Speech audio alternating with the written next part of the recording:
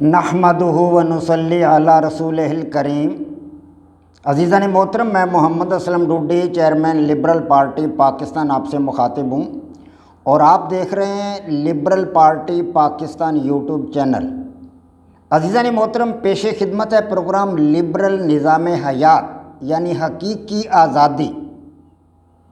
آج کا عنوان ہے مفروضہ نمبر 7 یعنی گھر میں فارغ بیٹھے رہنا اور کوئی کام نہ کرنا آزادی ہے۔ اس پر تجربات اور نتیجہ۔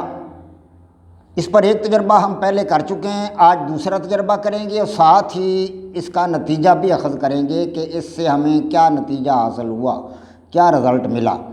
تو عزیزان محترم، نزاکت علی اور حسینہ بیگم کا یہ واقعہ جو ہے، اس سے ملتے جلتے بے شمار واقعات ہم اپنی روزمرہ زندگی میں دیکھتے ہیں اور ہمارے مشاہدہ میں آتے رہتے ہیں۔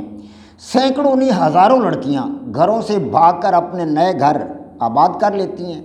تھانوں میں، کچہریوں میں، عدالتوں میں اس قسم کے ہزاروں کیسز زیر تفتیش ہیں اور زیر سماعت ہیں، اور یہ بات ہمارے مطالعہ میں، ہمارے مشاہدہ میں اکثر و بیشتر آتی رہتی ہے۔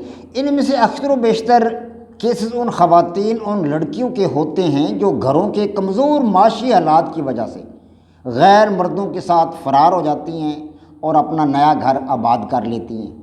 عام طور پر یہ وہ گھرانے ہوتے ہیں جن کے افراد نکھٹو پن کی وجہ سے، کام چوری کی وجہ سے، اپنی گھریلو ذمہ داریوں سے عہدہ برا نہیں ہوتے، یعنی صحیح طریقے سے اپنی گھریلو ذمہ داری جو ہے وہ ادا نہیں کر پاتے یا جان بوجھ کر نہیں کرتے۔ تو گھریلو خواتین گھر کے مردوں سے بیچاری مایوس ہو جاتی ہیں کہ اب یہ تو کچھ نہیں کر رہے، کھانے کے لیے کچھ نہیں مل رہا، پہننے کے لیے کچھ نہیں مل رہا، تو یہ تو نکھٹو ہو چکا ہے مردود، تو اب کوئی نیا راستہ تلاش کیا جائے۔ تو خواتین گھر کے مردوں سے مایوس ہو کر اپنے لیے نئی منزل تلاش کرنے میں نہ تو کچھ جھجک محسوس کرتی ہیں اور نہ ہی کسی قسم کا کوئی ڈر اور خوف محسوس کرتی ہیں۔ تو اب ہم کو نتیجہ اخذ کریں گے کہ ان تجربات سے ہمیں نتیجہ کیا حاصل ہوا۔ تو عزیزان محترم، ان تجربات سے یہ بات ثابت ہوتی ہے کہ انسان ہاتھ پر ہاتھ دھرے فارغ بیٹھا رہے اور کسی قسم کا کوئی کام نہ کرے تو زیادہ عرصہ اس طرح نہیں گزار سکتا وہ۔ جی ہاں، اس کے اہل و عیال بھی اس سے تنگ ہو جاتے ہیں اور اس کے اس نظریہ کے خلاف ہو جاتے ہیں، اور اس سے کسی نہ کسی طرح چھٹکارا حاصل کرنے کے لیے کوئی نہ کوئی راستہ ڈھونڈنے لگتے ہیں۔ جس طرح یہ نزاکت علی کی بیگم حسینہ بیگم نے راستہ ڈھونڈا کہ رفیقاً دکاندار کے ساتھ بھاگ گئی، اس نے اپنے لیے ایک نیا راستہ تلاش کر لیا۔ تو اس طرح وہ کار مذلت میں گر کر تباہ ہو جاتا ہے آدمی جو ہاتھ پر ہاتھ دھرے بیٹھا رہتا ہے، کسی قسم کا کوئی کام نہیں کرتا، اور اس طرح اس کی آزادی بھی مکمل طور پر سلب ہو جاتی ہے۔ بس مفروضہ نمبر 6 کہ گھر میں فارغ بیٹھے رہنا اور کسی قسم کا کوئی کام نہ کرنا آزادی ہے، یہ آزادی کی درست تعریف نہیں ہے، اور یہ حصول آزادی میں ہمیں کسی قسم کی کوئی مدد نہیں دیتا۔ اب اس سے ایک فائدہ ہمیں ضرور حاصل ہوا ہے، ان تجربات سے تو ہمیں کوئی فائدہ حاصل نہ ہوا، یہ ہمیں آزادی تو نہ ملی، لیکن ایک فائدہ ہمیں ضرور حاصل ہوا ہے۔ وہ کیا ہے؟ وہ یہ کہ یہ تجربات ہمارے مفروضے کو درست تو ثابت نہیں کر سکے، لیکن ضمنی طور پر ہمیں اس سے ایک فائدہ ہوا ہے، اور وہ یہ کہ آزادی کی چند اہم خصوصیات، چند اور خصوصیات ہمیں میسر ہو گئی ہیں، ہمیں مل گئی ہیں۔ پچھلے جو ہم نے مفروضے لیے ان میں سے بھی ہمیں بہت ساری خصوصیات دستیاب ہوئی ہیں، ملی ہیں، تو اس مفروضے سے بھی ہمیں کچھ خصوصیات آزادی کی ملی ہیں۔ اگر ان خصوصیات سے مدد لی جائے، ان کا تعاون حاصل کیا جائے، ان کو اختیار کیا جائے تو ہم آزادی حاصل کر سکتے ہیں۔ ہاں جی، تو اب وہ کیا ہیں خصوصیات؟ آئیے آپ کو بتاتا ہوں۔ تو وہ خصوصیات یہ ہیں کہ محنت اور کام کرنا ہی آزادی کی ایک علامت ہے۔ پہلی بات یہ ہے کہ محنت اور کام کرنا ہی آزادی کی ایک علامت ہے۔ اگر نزاکت علی بھی محنت کرتا اور اس کی بیوی اچھا کھاتی پیتی، اچھا پہنتی، تو اور خامد کے ساتھ خوش رہتی، وہ خامد کے ساتھ خوش رہتی، ایسی صورت میں وہ اپنے محنتی اور کارکن خامد کو، خواہ وہ غریب ہی تھا، بالکل نہ چھوڑتی، ہرگز اس نے نہیں چھوڑنا تھا اپنے خامد کو۔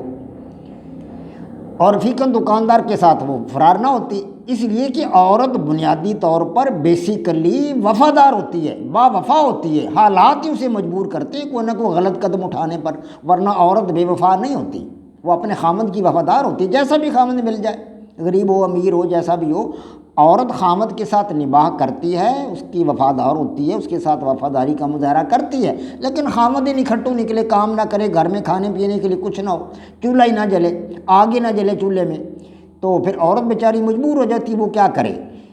تو عورت کو اس قسم کے جو نکھٹو پن ہے وہ غلط قدم اٹھانے پر مجبور کرتا ہے۔ اور دوسری بات یہ کہ تعمیری ہنر سیکھ کر انسان اپنی روزی کما سکتا ہے، یہ دوسری بات ہے۔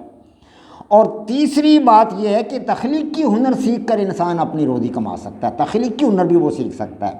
نزاکت علی تھوڑا پڑھا لکھا ہونے کے باوجود اس قسم کے ہنر سیکھ سکتا تھا، تخلیقی ہنر سیکھ سکتا تھا، تعمیری ہنر سیکھ سکتا تھا اور اپنی روزی کما سکتا تھا۔ مثال کے طور پر وہ لکڑی کا کام سیکھ سکتا تھا، بجلی کا کام سیکھ سکتا تھا، لوہے کا کام سیکھ سکتا تھا، اس کے علاوہ بھی بہت سارے ہنر ایسے ہیں جنہیں وہ سیکھ کر باعزت روزی کما سکتا تھا، اس طرح وہ اپنی بیوی کو مطمئن رکھ سکتا تھا۔ لیکن اس نے اپنی سستی، کہلی اور نکھٹو پن کی وجہ سے اپنے پاؤں پر خود کلاڑی ماری اور غم، اندوہ، حرما اور مشکلات کی قید میں چلا گیا، یعنی آزاد ہونے کے بجائے الٹا وہ قیدی ہو گیا، الٹا وہ غلام بن گیا۔ آزادی تو اسے کیا ملنی تھی، یعنی فارغ رہنا اور کوئی کام نہ کرنا آزادی ہے؟ آزادی نہیں، الٹا یہ تو غلامی بن گئی اس کے لیے، تو قید میں چلا گیا۔ پس کوئی کام کرنا یعنی محنت کرنا، کوئی کام کرنا یعنی کہ محنت کرنا، نمبر ایک، اور نمبر دو خام حصوں کو جوڑ کر کوئی چیز بنانا یعنی تعمیر کرنا، اور نمبر تین نئی چیزیں بنانا یعنی تخلیق کرنا۔ اس طرح سماجی حالات اور ضرورتوں کے مطابق اپنے آپ کو بدلنا اور اپنے آپ کو ڈھالنا۔ ہاں جی، نمبر چار، اس قسم کی خصوصیات ہیں جو حصول آزادی کے لیے ہماری ممد اور معاون ثابت ہو سکتی۔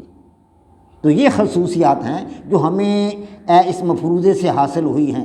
اگر ان خصوصیات پر عمل پیرا ہوا جائے، ان کو کام میں لایا جائے، انہیں اپنی زندگی کا ایک حصہ بنایا جائے، تو انسان حصول آزادی کے قریب پہنچ سکتا ہے، آزادی حاصل کر سکتا ہے۔ یہ دھیرے دھیرے ہم بہت ساری خصوصیات جو ہے وہ حاصل کر رہے ہیں مفروضوں سے، وہ ہمیں آزادی تو نہیں ملی، لیکن ان مفروضوں سے ہمیں کچھ خصوصیات دستیاب ہو رہی ہیں جو آزادی کی خصوصیات ہیں۔ انشاءاللہ اینڈ پر جب ہم 12 مفروضوں کو چیک کر لیں گے تو بعد از آپ دیکھیں گے کہ یہ خصوصیات جو ہیں یہ ہماری کس طرح مدد کر سکتی ہیں۔ وما علینا الا البلاغ۔ پاک فوج زندہ باد، پاکستان پائندہ باد۔